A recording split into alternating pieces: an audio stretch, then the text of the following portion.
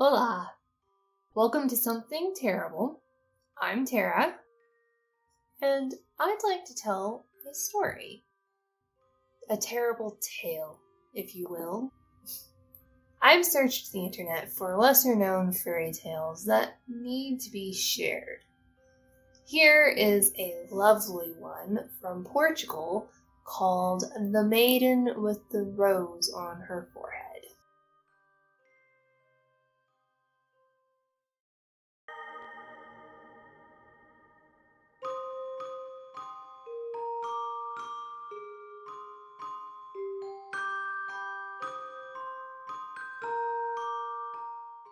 Once upon a time there lived a pair of siblings named Katya and Aurelio, who happened to be a prince and a princess.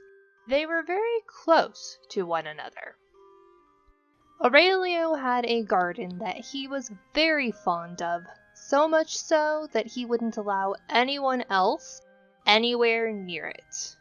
Unfortunately, as sometimes happens, a war broke out, and Aurelio was obliged to fight. His biggest concern about leaving was that he didn't trust anyone to take care of his garden while he was away. However, Katya told him not to worry about it, and that she would take care of it herself and not allow anyone else anywhere near it. So, feeling relieved about his garden's well-being, Aurelio departed for the war.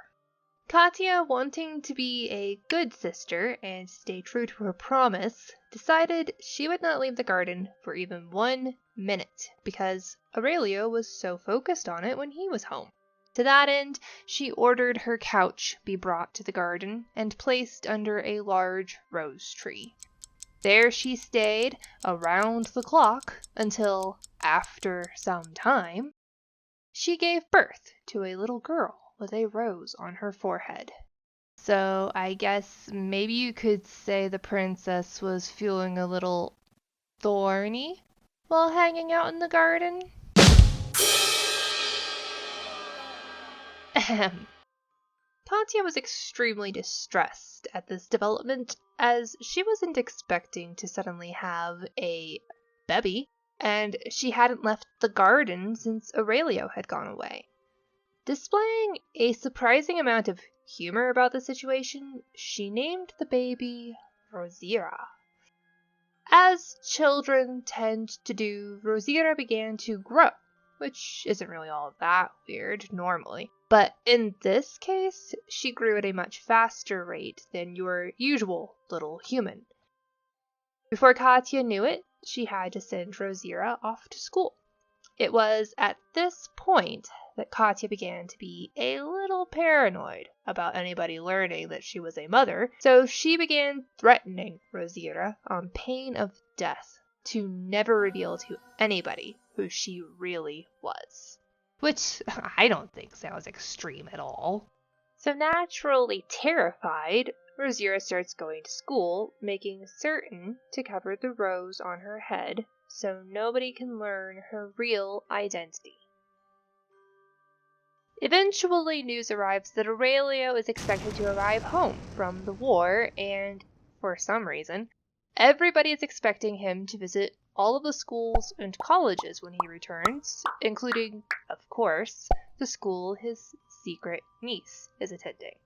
Katya becomes even more paranoid of being found out to be a mother. So when she learns of this plan, she tells Rosira about how the prince is going to be visiting, but that she should on no account whatsoever make herself known to him, or else Katya will have to kill her. I guess we wouldn't have had much of a story here if Katya had just given Rosira up for adoption instead of constantly threatening to kill her if she revealed herself. But it seems like all of their lives would have turned out much, much better in that situation. So anyway, when Aurelio finally does visit the school that Rosira is attending, he notices a new face in the crowd.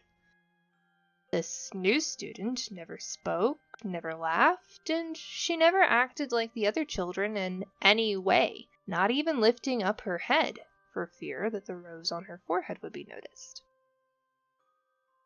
When Aurelio is visiting this school, he suddenly decides that children are the best things to use for manual labor, so he asks them if anybody would be willing to make him a new shirt.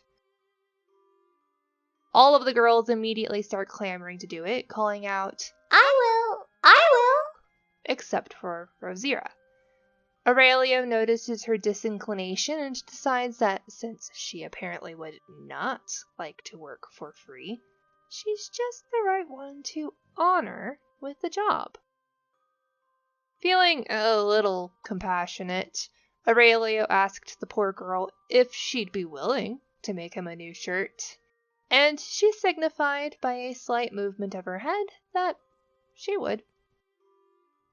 Coming home from school that day, Rosira told Katya what Aurelio had asked of her. Katya immediately told Rosira to make the shirt, but again threatened to kill her if she revealed who she really was to the prince. Meanwhile, Aurelio was completely oblivious to the fact that this little girl happened to live in the same palace he did. Rosira diligently started working on the shirt and finished it in one day. When Aurelio came back to the school the next day, she gave the shirt to him and he noticed that it was very nicely stitched and finished, but never once noticed the rose on her forehead. She was that careful to keep it concealed. Aurelio sang Rosira's praises to Katya, gushing about how clever and handy with a needle she was, for she had made him such a beautifully finished shirt in only one day. A man selling cherries happened to pass by the palace as they were talking about Katya's wonderful secret daughter, so Aurelio decided to buy a basketful to give to the children in school as a token of his gratitude. When the children received the fruit, they were very pleased and played with the cherries, throwing them around the room. Only Rosira did not attempt to even touch the cherries. When Aurelio noticed, he asked her if she wouldn't like to taste some, to which she responded by making a sign that she would not have any. At this point, Aurelio realized that he'd never heard the girl speak, so he asked her teacher if she was a mute. The teacher told him that she was just extremely shy and that it would only make her cry if someone tried to make her talk. Meanwhile, the other children were getting even more rowdy with the cherries, and while they were throwing them around the room, one somehow managed to land on Rosira's head without her noticing. The next day, as Katya was brushing her hair to go to school, she discovered the cherry tangled in Rosira's hair.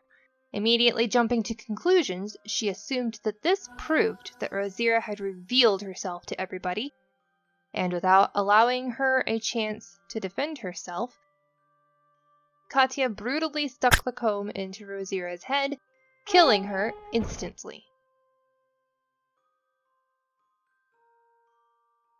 The disturbed Katya, for some reason, then had her daughter's corpse put into an iron chest along with all of her jewels, and then locked the chest in a chamber of the palace.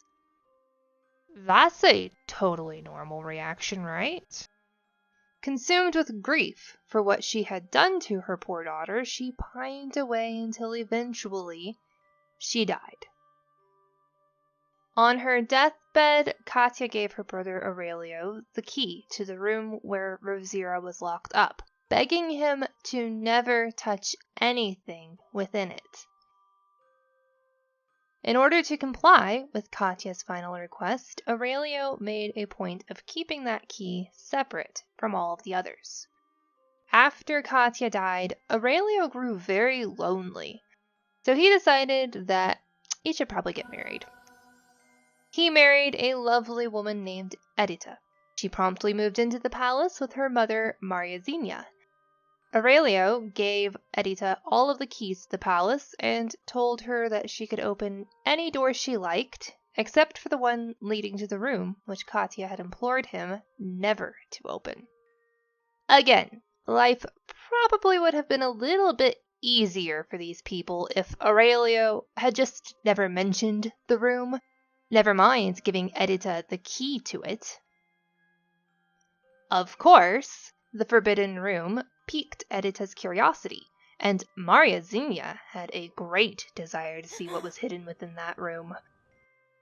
One day, Aurelio went out for a hunt, and Maria Xenia begged Edita to examine the locked room. At first, Edita refused because she wanted to be obedient to her husband. But as soon as her mother pointed out that he could only object to her going there if he had something to hide from her, Edita gave in and retrieved the key. Immediately upon entering the chamber, both their eyes were drawn to the large iron chest. The nosy Maria Xenia went straight to the chest and opened it. Inside, they found a beautiful maiden with a star on her forehead, calmly embroidering some mittens. Instead of pondering where this girl came from or how she had survived being locked in this chest, Edita and Maria Xenia knew that she must be Aurelio's mistress, and that was why he was hiding her. In a fit of jealousy, Edita heated an iron, dragged the maiden out of the chest, and burnt her skin all over so that she was scorched from head to foot. As soon as Aurelio returned home from his hunt, Edita brazenly announced to him that she had bought a slave girl to run errands for them, presenting the poor maiden whom she had so pitilessly tortured. Aurelio asked Edita what she would like him to get for her in return, but she weirdly insisted that he instead ask the new slave what she would like to have instead. When Aurelio asked her what she wanted, the girl replied that she didn't desire anything. So he persisted until she finally answered that she would just like to have a talisman. So that's what Aurelio got for her. When Aurelio gave her the talisman, the slave girl took it to her room and lay with it on her bed. Apparently catching some of the nosiness disease from his mother-in-law, Aurelio just had to know what exactly the girl planned on doing with the talisman. So he decided to hide under her bed, which totally isn't creepy and couldn't possibly alarm his jealous wife at all. The maiden couldn't help herself from lamenting out loud to her new talisman and began telling it all about her sad history. She cried to the talisman how she was the daughter of a princess and that her uncle was the wonderful Aurelio. She bemoaned how she was kept spellbound inside of an iron chest until she was found by Edita and Maria Xenia, who then burned her all over because they were jealous. She sobbed while she continued to tell the talisman how her aunt told Aurelio that she was their new slave girl and how it was impossible for her to tell him who she really was, because her mother had always expressly forbidden it. Upon hearing this terrible tale about Rosira's pathetic, miserable life, the prince immediately came out from under the bed, startling the poor Rosira. He embraced her, which had to have hurt, considering that her whole body was covered with burns, and he asked her what she wanted him to do to his wife in return for what she had done, because he knew he could no longer allow Edita to continue living in the palace. Feeling vindictive, I guess, Rosira told him to do the same to Edita as she had done to her. So Aurelio ordered that the same piece of iron should be heated and had both Edita and Maria Xenia scorched all over their bodies, just as they had done to Rosira. After that, Aurelio had them enclosed alive within a wall. So much for no longer living in the palace. After all of this, Aurelio and his lovely niece Rosira lived together in the palace, and he never again entertained the idea of marrying. The end.